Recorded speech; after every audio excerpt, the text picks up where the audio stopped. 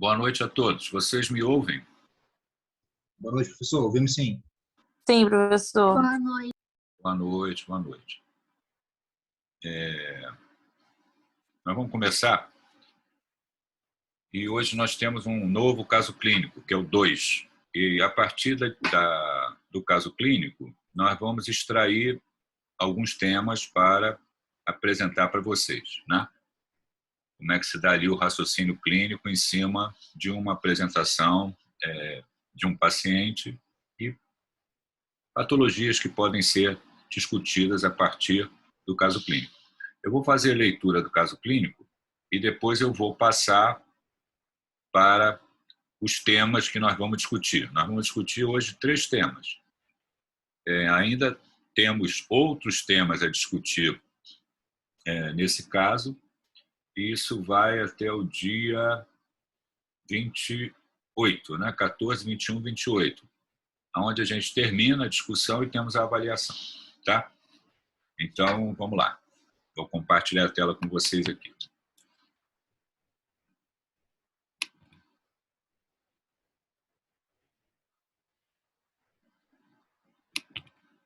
Eu preciso fazer a leitura do caso.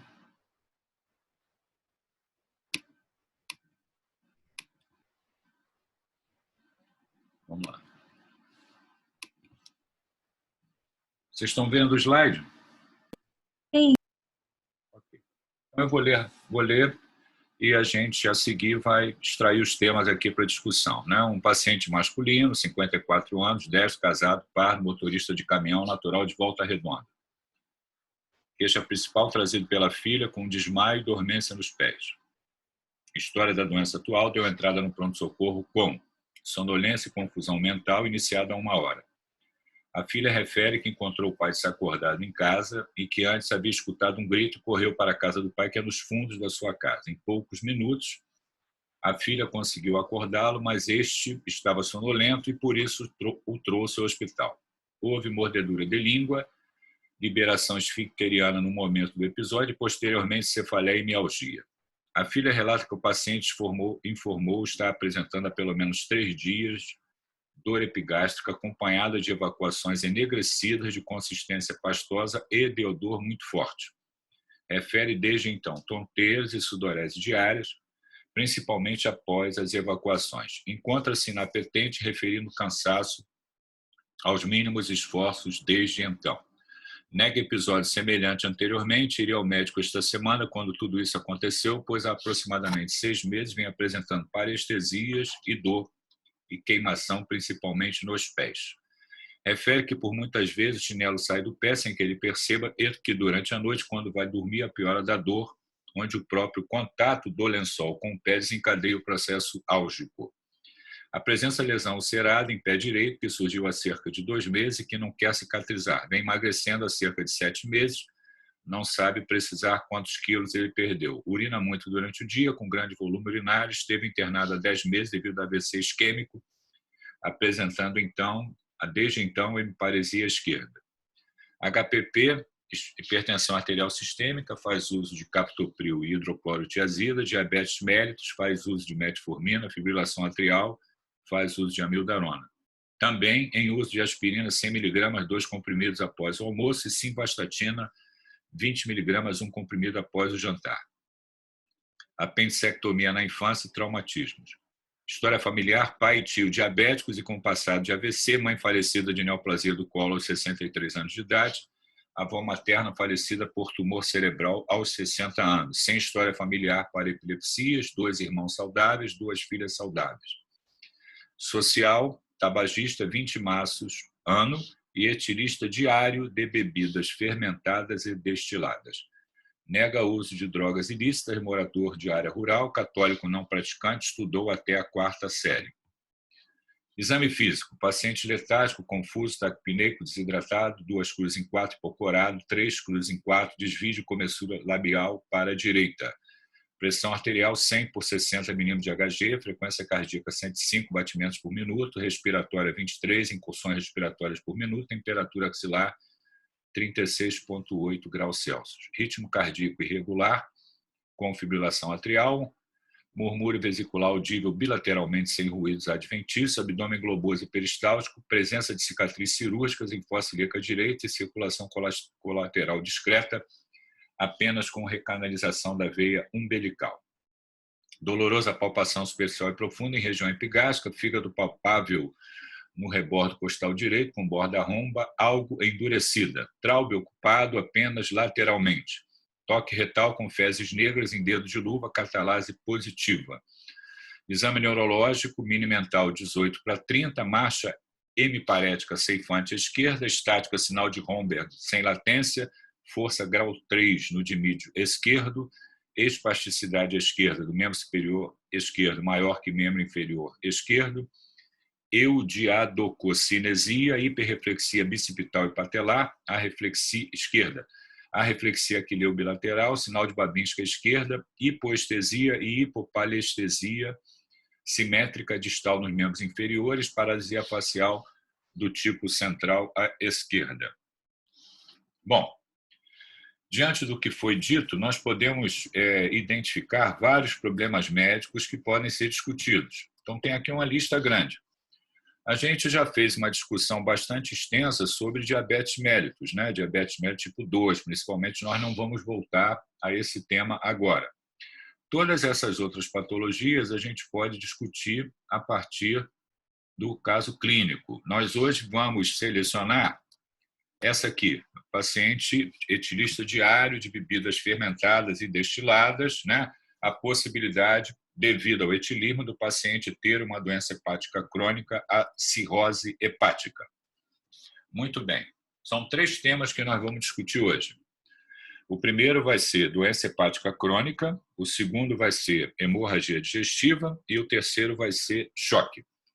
São temas que demandam talvez até mais de uma aula. Eu vou resumir para que a gente possa falar sobre esses temas e como isso pode estar relacionado ao caso clínico. Quer dizer, na medida em que eu receba o doente, examine o doente, e eu pense, por exemplo, na possibilidade de doença hepática crônica, cirrose hepática, uma série de dados devem vir, né, para eu raciocinar. Já falamos sobre isso, né? Um estoque de dados, um armazenamento de dados que permitem com que você possa formular hipóteses diagnósticas e, mais adiante, né, somando sensibilidade e especificidade, fazer um diagnóstico e, a partir do momento que eu faço o diagnóstico, exames complementares, interpretação de exames complementares, eu posso decidir intervenções terapêuticas. Então, vamos ver alguma coisa relativa à doença hepática crônica. Aqui uma lista das funções principais do fígado no nosso organismo, né? São várias, né? Metabolismo de vitaminas e nutrientes, inativação de várias substâncias,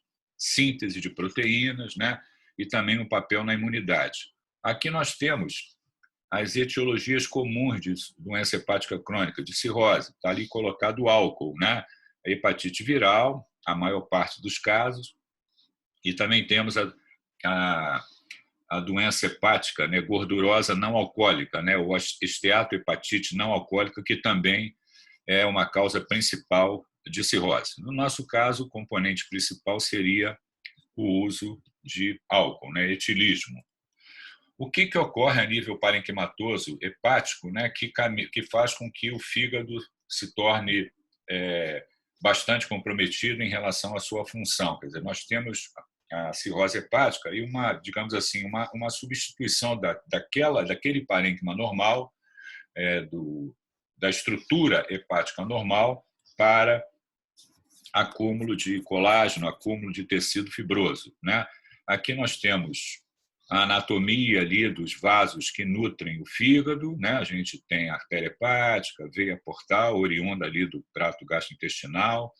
Nós temos aqui também como é que esse parênquima hepático é constituído.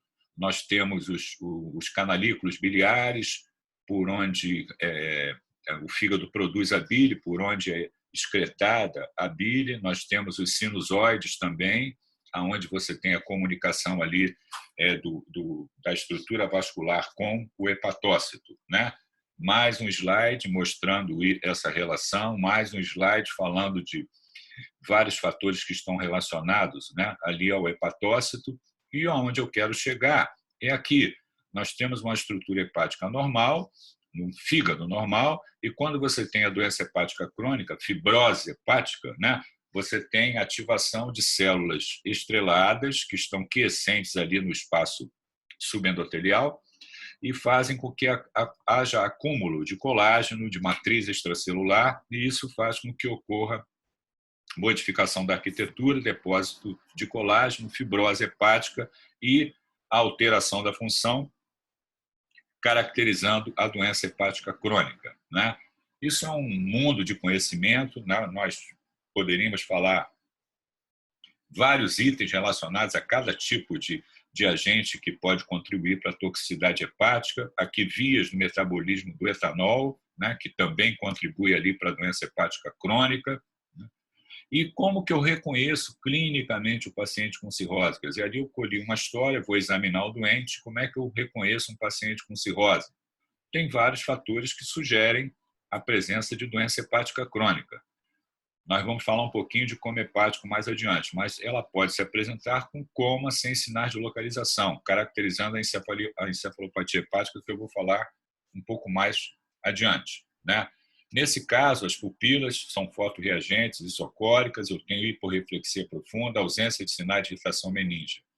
Eu posso encontrar também, exatamente por conta do comprometimento da função hepática, a icterícia, né? Eu posso ter anemia e posso ter também a presença dos olhos, das mucosas, amarelados, caracterizando a icterícia, né? Também acúmulo de líquido, edema em face, membros superiores, membros inferiores, caracterizando um quadro de anasarca.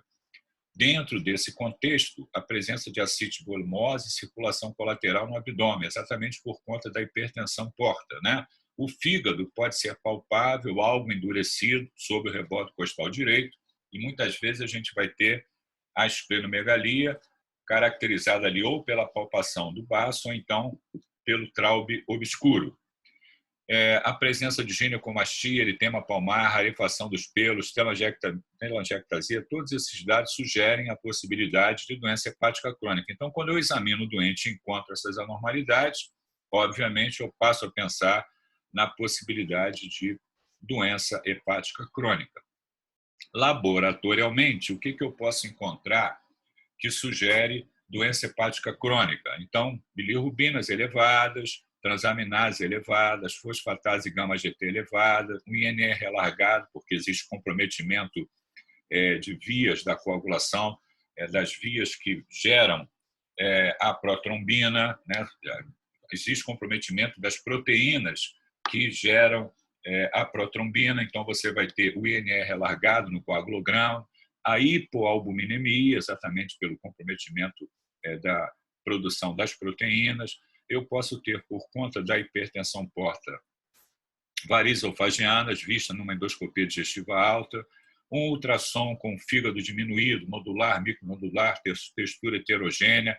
Eu posso fazer um Doppler e identificar a hipertensão portal, inclusive o seu grau, a elastografia com ultrassom ou ressonância nuclear magnética, falando a respeito da possibilidade do caminho da esteatose para a doença hepática crônica, testes sorológicos para a possibilidade de fibrose, né? A biópsia hepática, podemos chegar a essa situação também, em casos selecionados, para identificar exatamente o que está causando a cirrose hepática. Muito bem. Quais são as complicações da doença hepática crônica? Quer dizer, o doente que tem a cirrose hepática, ele complica com algumas patologias que estão listadas aqui. Complicações específicas relacionadas à doença hepática crônica: hipertensão portal, encefalopatia hepática, síndrome hepatorrenal, peritonite bacteriana espontânea, disfunção sintética hepática, distúrbio da coagulação, maior risco de infecções, né, por conta da diminuição da massa funcional de hepatócitos, distúrbio também do metabolismo de carboidrato e lipídios e alteração ali na biotransformação de aminoácidos, hormônios, drogas, que por conta da doença hepática crônica. Muito bem. E em determinadas condições ou relacionadas à etiologia, principalmente quando nós temos a hepatite viral como causa da cirrose hepática, nós temos uma chance maior do paciente evoluir com carcinoma hepatocelular. Isso é muito importante também. Muito bem.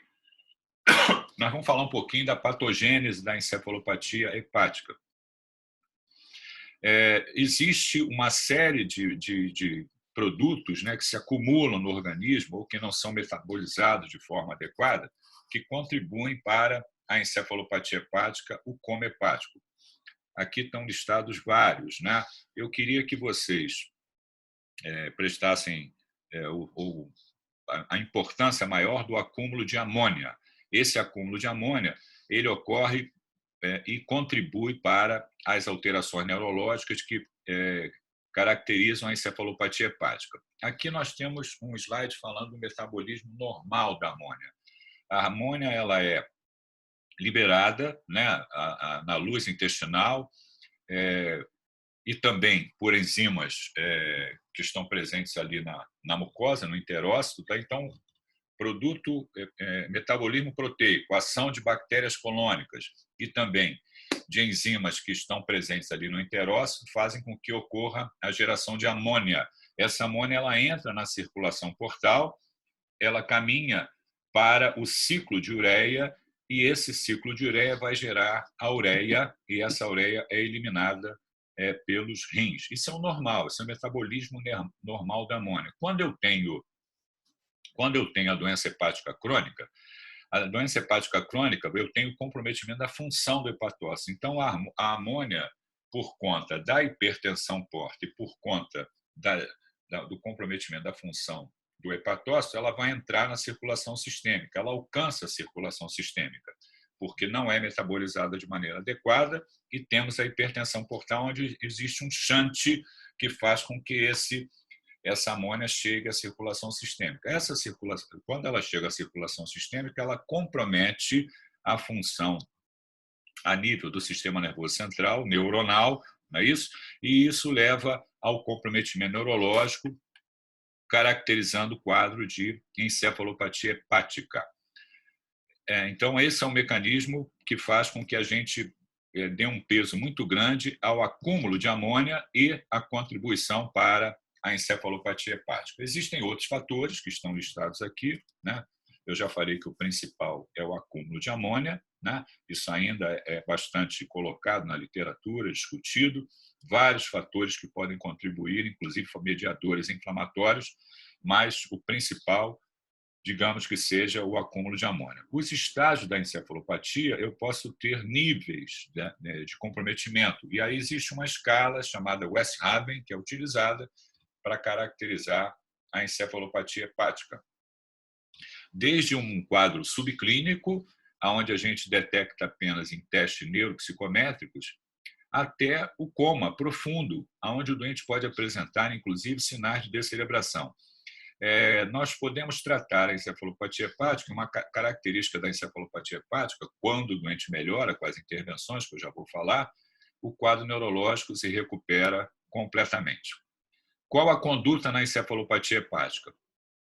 Primeira atitude, ofereça o suporte necessário, faça o diagnóstico diferencial do coma, procure evidência de doença hepática clínica e laboratorial, como a gente já comentou. O diagnóstico diferencial do coma, a gente tem que pensar em várias possibilidades que podem comprometer o sensório do paciente. Pode ser, por exemplo, crise convulsiva, acidente vascular encefálico, pode ser infecção, meningite. Eu tenho uma série de possibilidades que podem contribuir para comprometimento do sensório. Dentre essas possibilidades, temos a encefalopatia hepática. A segunda atitude é identificar o fator desencadeante e avalie a possibilidade de progressão da doença, a neoplasia. Principalmente o primeiro, identifique o fator desencadeante. Quer dizer o seguinte, a doença hepática crônica, quando complica, por exemplo, com a encefalopatia hepática, muitas vezes nós temos um fator desencadeante. Existem fatores, digamos assim, que nós encontramos na maioria dos casos. Então, vamos lá, a gente tem a presença de sangue na luz do trato gastrointestinal, por exemplo, a hemorragia digestiva, e nós podemos ter também infecções, quer dizer, o doente que faz infecção, ele piora e apresenta o quadro de encefalopatia hepática. Então, identificar o fator desencadeante, tratar, e procurar o que fez com que o doente piorasse a função e evoluísse com encefalopatia hepática. Na medida em que eu trato esse fator desencadeante, a infecção, ou trate ali a causa da hemorragia digestiva, o doente para de sangrar, isso dá uma chance maior do doente melhorar da encefalopatia hepática. Aqui eu tenho vários fatores, né, que podem contribuir, né, fatores precipitantes. Né? Eu falei ali da infecção grave e falei da hemorragia digestiva. Pode ser transgressão de dieta, excesso de proteínas na dieta e várias outras possibilidades. Né? A terceira atitude, a primeira é fazer o diagnóstico diferencial. A segunda, identificar o fator desencadeante. A terceira é observar a resposta com o uso de drogas para tratamento da encefalopatia hepática. E aí nós temos duas possibilidades. Né? Uma delas, aqui tem uma lista que a gente pode utilizar, mas as drogas que nós vamos utilizar principalmente seriam a lactulona e o metronidazol. A lactulona é um disacarídeo que vai atuar a nível do trato da luz do trato gastrointestinal, modificando o pH colônico e, com isso, diminuindo a presença de bactérias produtoras de urease, fazendo com que haja uma diminuição da produção de amônia. Então, é importante o uso da lactulona nesse sentido. E também pelo efeito catártico. Na medida em que aumenta o número de evacuações, você elimina também, por exemplo, o sangue que está presente ali na luz do trato gastrointestinal. E o metronidazol, o uso do metronidazol é um antimicrobiano que vai fazer com que diminua a população de bactérias a nível de cólon e, naturalmente, diminuindo também a geração de amônia. Então, nós temos isso como muito importante, atitudes que devem ser tomadas frente à encefalopatia hepática. Queria comentar com vocês, antes de passar para outro tema, quando o doente piora assim rapidamente da função hepática, a gente pode chamar esse quadro de falência hepática aguda. Essa falência hepática aguda, muitas vezes, nós vamos adotar essas intervenções, mas o doente não melhora. E esses doentes com falência hepática aguda podem caminhar para a necessidade de transplante hepático. Uma das causas de falência hepática aguda no mundo todo é doses elevadas do uso do acetaminofém, principalmente quando combinado com o uso de álcool. Então, álcool mais acetaminofém pode causar agressão hepática severa, falência hepática aguda, e esses casos são tratados com uma droga que é N-acetilcisteína e observa-se se existe resposta favorável ou não. Se não obtiver resposta favorável, o doente tem que ser encaminhado para transplante hepático.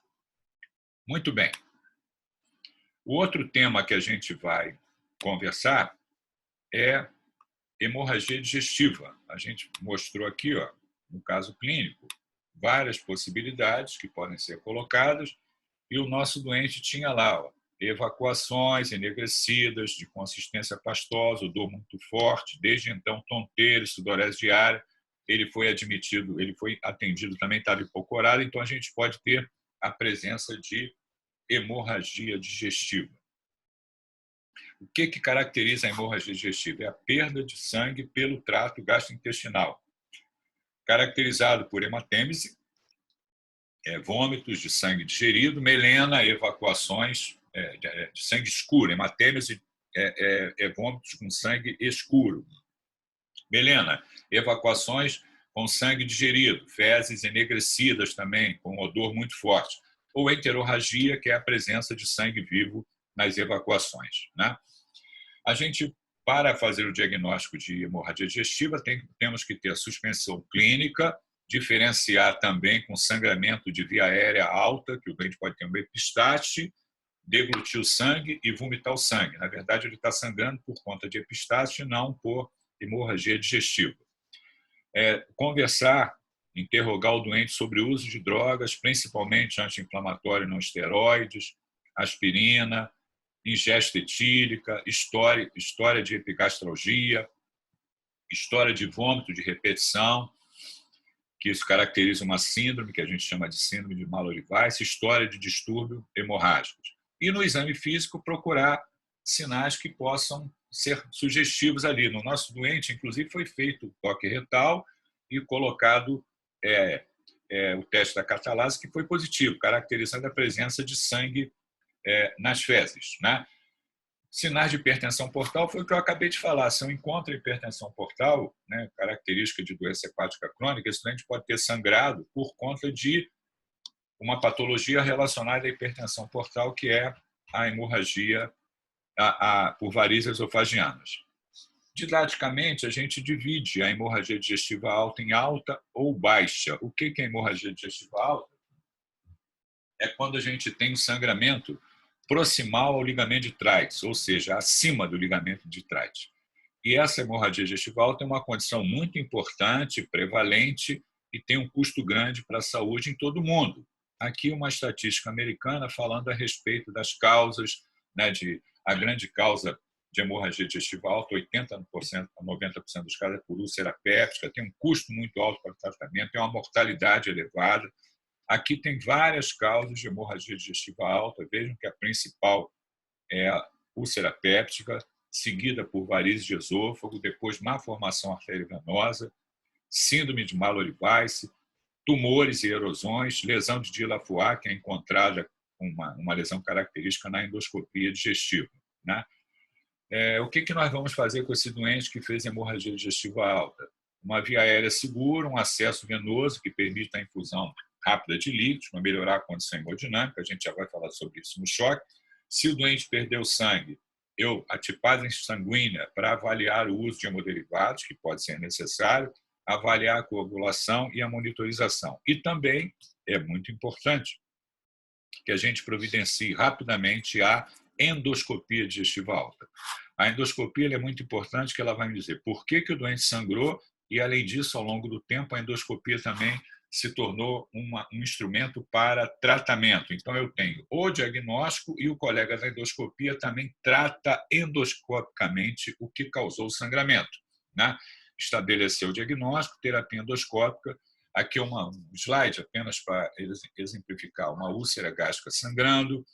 Aqui uma úlcera do adenal com vaso visível. Quando tem esse vaso visível, tem que ser tratado endoscopicamente, que tem uma chance muito grande de ressangrar, né? Visto aqui uma úlcera péptica com baixo risco de ressangramento. Aqui são várias opções que o colega da endoscopia dispõe para poder tratar por via endoscópica.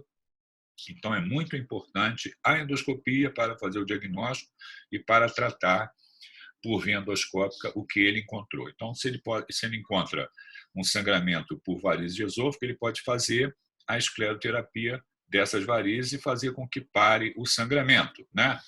Além disso, eu posso lançar mão de drogas para minimizar o sangramento, impedir o ressangramento, fazer com que o doente pare de sangrar mais rapidamente. Aí eu tenho disponível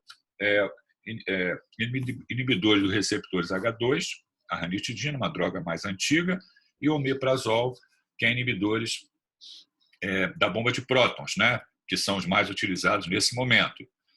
Posso ter também como causa de hemorragia digestiva alta, que a gente chama de gastrite erosiva, lesão aguda de mucosa do trato gastroduodenal. E aí a gente tem causas ali, etiologias que podem contribuir para esse quadro, e a gente chamaria a atenção ali de queimaduras e infecção grave que pode causar essa úlcera de estresse, essa gastrite erosiva severa.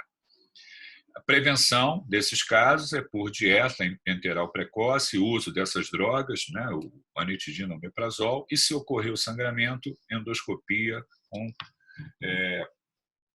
tratamento endoscópico. O doente pode sangrar também, digestivo alto, por varizes de esôfago ou gástrica.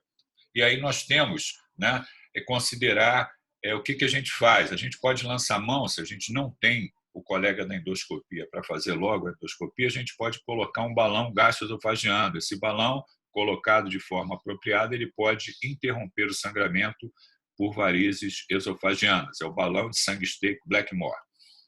Aqui opções para tratar a hemorragia digestiva por varizes esofagianas, né? Drogas, né?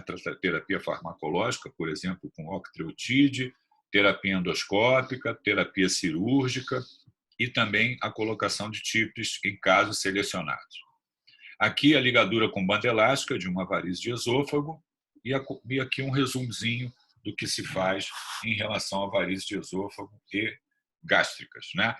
Quando eu tenho um sangramento digestivo que não responde às medidas que foram tomadas, quer dizer, eu ressuscitei o doente, avaliei a possibilidade de hemotransfusão, fez a endoscopia digestiva alta, tratou endoscopicamente e o doente não parou de sangrar. Se ele não parou de sangrar, pode ser que ele caminhe para a indicação cirúrgica. Então, a cirurgia ela pode ser vista como opção terapêutica se o que eu fiz antes não se obteve o efeito adequado, né? Naturalmente, fatores prognósticos, o doente sangra mais, ele tem uma chance maior de evoluir para o óbito, né? Se ele evolui com choque, é um paciente idoso, tem coagulopatia, tem comorbidades.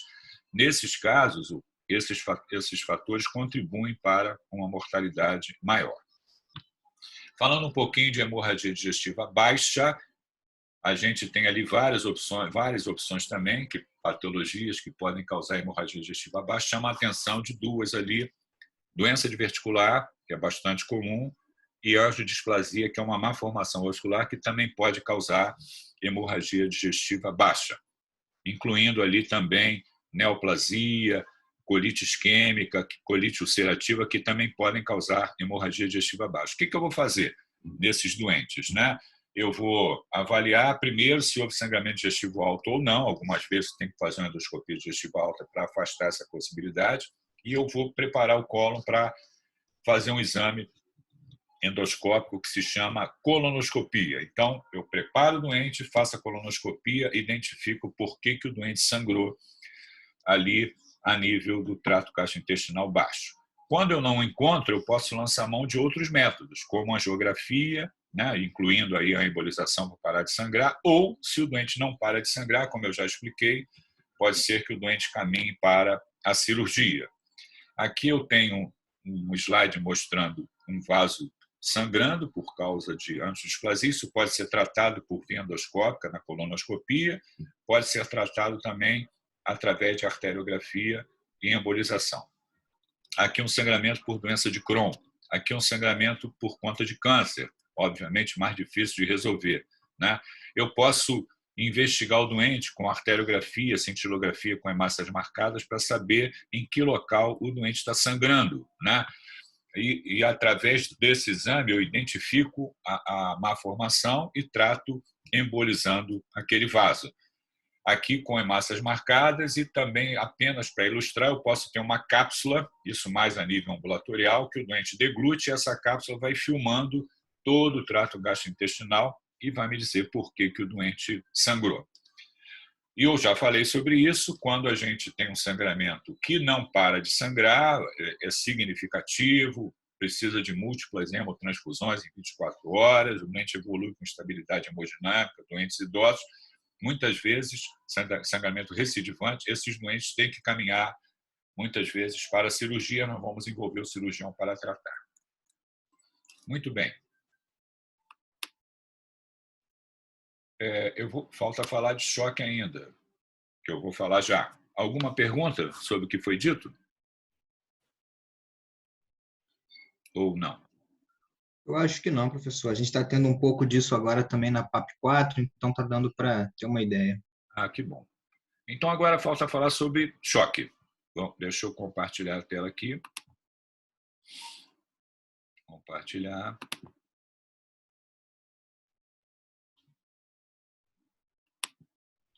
Está aqui, né?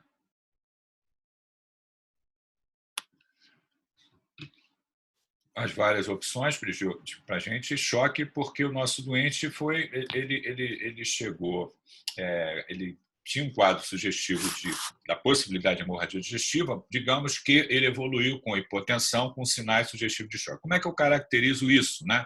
Como reconhecer o paciente chocado? O doente ficou hipotenso, taquicárdico, pulso com amplitude diminuída, taquipneico, sudorese, extremidades frias, enchimento capilar identificado, cianose de extremidades, alteração do sensório, ele pode estar agitado, desorientado, sonolência, e também oligúria, diurese diminuída. Então, são dados clínicos, né, ali que eu tenho que procurar quando eu admito o doente, né, para a possibilidade de paciente chocado. A partir do momento que eu reconheço o paciente chocado, eu tenho que tomar providências, né, senão o doente caminha para o óbito. Aqui, um slide mostrando as extremidades, né, com enchimento capilar identificado e cianose de extremidades. Aqui a definição de choque, condição em que ocorre uma intensa e generalizada redução da perfusão tecidual efetiva, inicialmente reversível, que, quando torna-se prolongada, leva à lesão celular irreversível, quer dizer, caminhou para o óbito. Está dizendo inicialmente reversível, quer dizer, se eu tomar providências, identificar o que levou o paciente ao choque e tratá-lo, pode ser que eu resolva essa condição, reverta essa condição de choque. Aqui, um choque com a periferia, com a perfusão comprometida, e aqui, já com uma fase mais adiantada, onde eu tenho um comprometimento maior da perfusão, que está bastante comprometida, cianose fixa, e muitas vezes o doente caminha, apesar de tudo que a gente faz, isso é chato, óbvio, né, para o que a gente chama de choque irreversível, né? E a gente não quer que isso aconteça, porque aí não adianta mais fazer nada, o doente vai evoluir para o óbito. A fisiologia, para que a gente possa abordar o choque, eu preciso voltar lá na fisiologia cardiovascular. Quer dizer, eu tenho a célula que recebe, através do sistema cardiovascular, nutrientes, principalmente oxigênio e glicose. Isso é necessário para manter a integridade e a viabilidade celular, né? Aqui ela recebe oxigênio, substrato para síntese de energia, ATP e funcionamento celular. E também o aparelho cardiovascular, o sangue, né, que oferece lá através do aporte de oxigênio e glicose, ele remove metabólitos, principalmente ali o que é produzido como produto do metabolismo oxidativo, que é o CO2. Aqui a gente tem a glicólise, né? Quando a glicose entra na célula, ela ocorre a glicólise para a produção de energia. Nós temos duas fases, a fase anaeróbica, onde se produz pouco ATP, e uma fase aeróbica, que depende da presença de oxigênio, onde o piruvato entra no ciclo de Krebs e você tem uma geração grande de ATP, que a gente chama de fase aeróbica. Então, para que essa fase ocorra, eu preciso ter a presença de oxigênio, quer dizer, esse suprimento de oxigênio tem que estar adequado. Se eu tenho falta de oxigênio, hipóxia tecidual, déficit de perfusão tecidual, eu comprometo a glicólise e aí eu não vou ter essa geração de ATP adequada e isso faz com que ocorra comprometimento da viabilidade celular.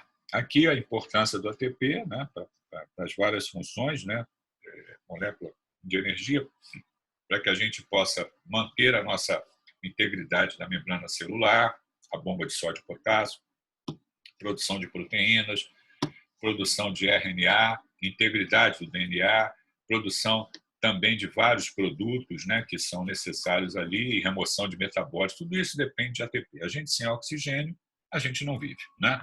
E o sangue é que faz esse papel do transporte de oxigênio. Nós temos a grande circulação, a pequena circulação, né? Pequena circulação pulmonar, grande circulação sistêmica, onde nós ofertamos oxigênio e nutrientes e isso volta novamente a nível central, coração, onde você tem a passagem pela circulação pulmonar, ocorre a hematose, eliminação do CO2, absorção de O2, tudo se repete novamente, né? Aqui as câmaras cardíacas, lado direito da circulação, lado esquerdo da circulação. Veja que quando eu vou abordar um doente chocado, esse conhecimento de fisiologia cardiovascular, de metabolismo aeróbico, eu preciso saber, né? Porque senão eu não consigo raciocinar direito e decidir o que eu vou fazer, né? Ciclo cardíaco, sístole, diástole, o que acontece ali, contração, ejeção, diástole, relaxamento, né? Eu tenho aqui os determinantes do volume sistólico a nível do coração, pré-carga, que é o volume de sangue que chega ao coração, contratilidade, que é uma propriedade intrínseca do músculo cardíaco, e a pós-carga, que é a força que se impõe ao sangue ejetado, né? Que é representado pela pela resistência vascular sistêmica, que tem relação com a contração do músculo liso nas artérias, nas arteríolas, né? Camada de músculo liso. Então, eu tenho pré-carga, contratilidade, pós-carga, gerando o débito cardíaco, gerando o volume sistólico. Esse volume sistólico, vezes a frequência cardíaca, gera o débito cardíaco. Então, é assim que o sistema funciona, né? Gerou o volume sistólico, o coração está batendo tantas vezes por minuto, esse produto é o débito cardíaco, tantos litros por minuto, né? Aqui é um esquema da pequena circulação, da grande circulação, e por gradiente de pressão, né, o sangue se move da bomba central, né, do lado esquerdo da circulação, chegando até ali aos capilares e, posteriormente, voltando novamente à câmara direita, e esse ciclo se repete, né? Na medida em que eu faço como é que é essa propriedade do músculo cardíaco, o estiramento do miócito, quer dizer o seguinte: quanto mais eu distendo, melhor ele se contrai. Isso é a lei de Frank-Starling, descrita lá em 1918. Olha a importância disso, né? Quanto mais eu distendo o miócito, melhor ele se contrai. Isso quer dizer o seguinte: quanto mais sangue chega ao coração, né, eu vou melhorar a contratilidade. Então, por isso é que a gente vai, quando está diante de um paciente com estabilidade hemodinâmica, a gente vai repor fluido. Quando eu reponho fluido, eu melhoro esse retorno de sangue à câmara cardíaca e, com isso, melhora a contratilidade. Melhora o volume sistólico, melhora o débito cardíaco, melhora a condição hemodinâmica, né? Eu posso avaliar esse retorno do sangue à circulação central se eu colocar um catéter ali próximo do ato direito ou na cava superior e eu medir uma pressão, que a gente chama de pressão venosa central. Nós fazemos isso com bastante frequência, né? Praticamente em todos os casos, a gente obtém um acesso venoso central no doente grave com estabilidade hemodinâmica chocada. E eu, através desse catéter que eu coloco, funcionando uma veia e colocando esse catéter, eu consigo medir a pressão venosa central. Essa pressão venosa central, eu estou tentando inferir o volume intravascular. Se ela estiver normal, eu tenho uma situação que a gente chama de normovolemia. Se essa pressão estiver baixa, eu tenho hipovolemia. Se essa pressão estiver alta, eu chamo de hipervolemia. Então, quando eu olho a pressão venosa central, eu estou tentando avaliar o volume intravascular. Então, quando eu ofereço mais volume para o meu doente, aumento a pressão venosa central, eu vou aumentar o volume sistólico. Essa curva, observem que tem uma rampa e depois um platô. Quer dizer, eu estou fazendo volume, está aumentando o volume sistólico até um determinado ponto. Eu não posso fazer volume demais, porque isso não vai gerar um ganho no volume sistólico. A pressão arterial, pela lei da física, nada mais é do que o débito cardíaco vezes a resistência vascular sistêmica. Nós temos uma pressão arterial que ela é autorregulada, né, que a gente chama de autorregulação do fluxo sanguíneo, que faz com que a gente mantenha a perfusão dos nossos órgãos. Quando ela cai abaixo de 60 milímetros de mercúrio, a pressão arterial média, eu comprometo a função dos órgãos, né? Nós temos mecanismos compensatórios. Quando cai a pressão arterial, o volume intravascular, digamos que eu perdi sangue, diminuiu o volume intravascular porque perdeu sangue. O que o organismo vai fazer para tentar manter a pressão arterial? Ele vai aumentar a resistência vascular sistêmica. Num primeiro momento, esse aumento da resistência vascular sistêmica faz com que a gente consiga sustentar a pressão arterial. Posteriormente, não mais, né? Então, eu tenho a função do sistema circulatório principal, manter a perfusão tecidual, levar oxigênio e nutrientes aos tecidos e remover produto de metabolismo. Chama a atenção do que a gente chama de marcadores da perfusão tecidual. E aí eu tenho lactato e SbCO2 que eu preciso explicar para vocês. O lactato, ele está relacionado a... aqui eu estou ofertando oxigênio aos tecidos, o tecido está retirando e está retornando ali uma quantidade à circulação central. Quer dizer, normalmente eu estou oferecendo mais do que eu retiro dos tecidos.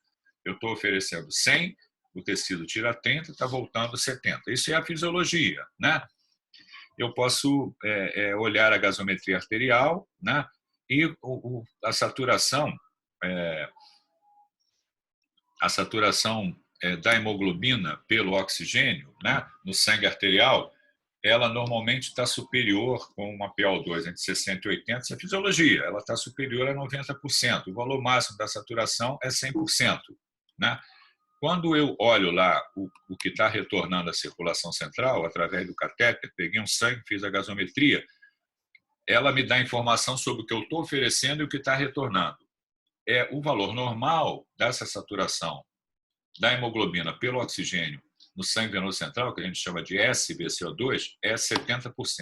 Se ela estiver abaixo de 70%, isso fala que tem desequilíbrio ali entre a oferta e consumo de oxigênio. O lactato, a gente tem que falar um pouquinho da glicólise, né, que, como eu já falei, fase aeróbica, fase anaeróbica. Quando falta oxigênio, né, eu tenho ali acúmulo de piruvato e aí eu tenho um desvio para a produção de lactato. Então, quando eu tenho déficit de perfusão tecidual, quando eu tenho hipóxia tecidual, quando eu tenho falta de oxigênio, eu vou ter acúmulo de lactato e geração de lactato. Acúmulo de piruvato e geração de lactato. Eu consigo medir esse lactato.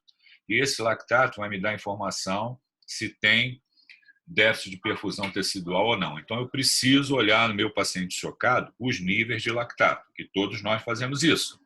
Né? Além disso, a gente tem as chamadas etiologias. Como é que eu classifico o choque? Né? Isso a gente já sabe há décadas também. Choque hipovolêmico, choque cardiogênico, choque obstrutivo, choque distributivo. Aqui tem causas. Hipovolêmico, perda de volume intravascular. Cardiogênico, a principal etiologia é o infarto agudo do miocárdio. Obstrutivo, a gente tem 3 condições: pneumotórax hipertensivo, tamponamento cardíaco e embolia pulmonar. E distributivo, o principal elemento, a principal causa é a infecção grave, a sepse. Perfis hemodinâmicos no choque circulatório, né? Olhando aí o que eu já falei para vocês: a pressão venosa central, o débito cardíaco e a resistência vascular sistêmica. Né? Choque hipovolêmico, cardiogênico, obstrutivo, distributivo. Se a gente acoplar esses 3 itens, nós vamos ver. É simples em entender. No choque hipovolêmico, eu vou ter a pressão venosa central diminuída, o débito cardíaco diminuído e, compensatoriamente, a resistência vascular sistêmica elevada. Levando em consideração o que já foi dito também, pressão de enchimento, débito cardíaco, resistência vascular sistêmica, nunca vai deixar de avaliar os sinais de hipoperfusão, a perfusão tecidual. E aí recai sobre 2 itens que eu falei para vocês: o lactato e a SbCO2. Olha só quanta informação quando a gente está diante de um paciente chocado, que a gente precisa ter para poder agir e tratar o nosso paciente com estabilidade hemodinâmica. Muito bem. Perguntas? A gente vai falar um pouco da abordagem terapêutica desses pacientes, professor? Não. Somente com base... Não, mas eu posso responder a você. Nós vamos, numa primeira, oferecer o que a gente chama de suportes de vida. Né? Então, especificamente em relação ao choque, isso significa ter acesso vascular, né, para eu poder fazer ressuscitação com fluidos. Os fluidos que são escolhidos para ressuscitar o doente são os chamados cristalóides isotônicos. Pode ser cloreto de sódio 0,9%, que é o soro fisiológico, pode ser ringer lactato também. Fazer para que melhore o volume intravascular, melhore o retorno de sangue ao coração, melhore o volume sistólico, melhora o débito cardíaco, melhora a condição hemodinâmica. Então, isso é o que a gente sempre faz: acesso vascular, ressuscitação com fluidos, cristalóide isotônico. Ok? Se eu falei aqui para vocês de hemorragia digestiva, falei de choque, obviamente, se o doente sangrou de maneira significativa, né, pode ser que eu não consiga resolver isso só com ressuscitação com cristalóide isotônico. Eu vou ter que repor hemoderivado também. Então, isso tem que ser levado em consideração quando eu estou tratando um choque hipovolêmico, por exemplo, ali numa emergência por conta de um politrauma. Né? Se o meu doente não melhora a condição hemodinâmica com ressuscitação com fluidos, e eu já avaliei essa questão também de reposição de hemoderivados, pode ser necessário lançar mão de drogas vasoativas para tentar sustentar a pressão arterial. O vasopressor de escolha é a noradrenalina que a gente utiliza. Eu vou olhar também como o doente está respondendo em relação a dados relativos à perfusão tecidual.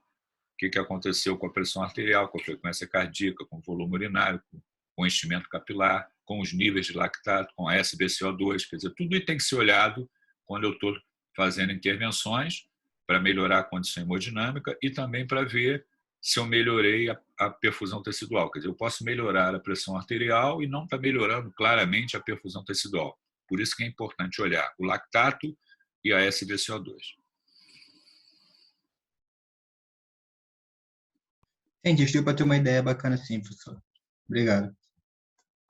Veja bem, Leonardo, as atitudes que a gente toma na hora ali, quando a gente está próximo do doente chocado, elas têm que ser rápidas, né? Senão eu perco o doente morre. Ali na hora que eu estou diante do chocado, nem a hora que eu vou estudar choque, eu tenho que ter estudado choque antes, né? E eu tenho que ter sido também, digamos assim, treinado junto com pessoas mais experientes para lidar com esse problema e resolver essa questão. É assim que funciona, né? Mas vejam, para eu decidir ali na hora o que eu tenho que fazer, né? Eu preciso ter um substrato, eu preciso estar treinado, mas eu preciso ter um substrato, porque o doente pode estar chocado por conta de infarto agudo do miocárdio. E aí esse doente precisa ser levado à sala de hemodinâmica, oferecer o suporte hemodinâmico, mas ser levado à sala de hemodinâmica para fazer uma angioplastia primária, colocação de stent. Quer dizer, eu preciso raciocinar de oferecer os suportes ao doente chocado, principalmente ali, eu estou falando de suporte hemodinâmico, mas não esquecer da causa, né? Se for uma infecção, choque séptico, colher culturas, administração de antimicrobianos de largo espectro ali, empírica, o tratamento empírico dentro da primeira hora, quer dizer, todo de acordo com o que eu estou encontrando no doente, os suportes que eu estou oferecendo, raciocinando com a etiologia, a minha chance de beneficiar o doente, ela aumenta. Show de bola. Obrigado, professor. Muito bem. Mais alguma pergunta?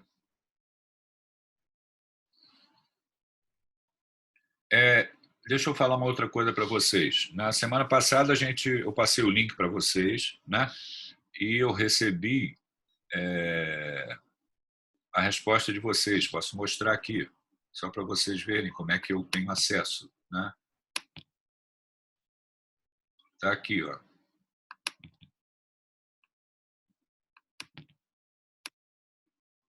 As respostas aqui, ó. 66 respostas, o e-mail de todo mundo e as respostas dadas. Eu posso aqui pegar uma pessoa, né, individual aqui, ó, e saber o que ela respondeu e ter a nota aqui, né? Então, isso tudo vai ser feito na hora da avaliação, mas eu estou mostrando para vocês que parabéns para vocês, responderam com o e-mail direitinho. Essa estratégia vai ser feita para avaliação no dia 28/9. Tá ok? Professor, só uma pergunta com relação a essa avaliação que a gente vai fazer. Nesse teste que o senhor passou, eu não sei se foi só para verificar mesmo, se estava funcionando, o senhor cobrou da gente algumas informações bem objetivas, né? Quando nós estamos fazendo a avaliação, o senhor vai cobrar também esses aspectos mais objetivos ou vai ser algo contextualizado em caso clínico, como a gente tem feito nas aulas? Olha, tudo que eu pergunto na prova, eu falei na aula. Tudo. Absolutamente tudo. Quem prestou atenção na aula, a aula é gravada, tende a fazer uma boa prova. Não tem nada diferente do que eu falei em sala de aula. E são questões de múltiplas escolhas objetivas, né? Show, obrigado, professor. Bom, se não tiver mais dúvida, vocês podem colocar o nome, a matrícula e sair, tá? Um abraço para vocês, até semana que vem. Tchauzinho. Um abraço, continue se protegendo, hein? Obrigada. Boa semana para o senhor.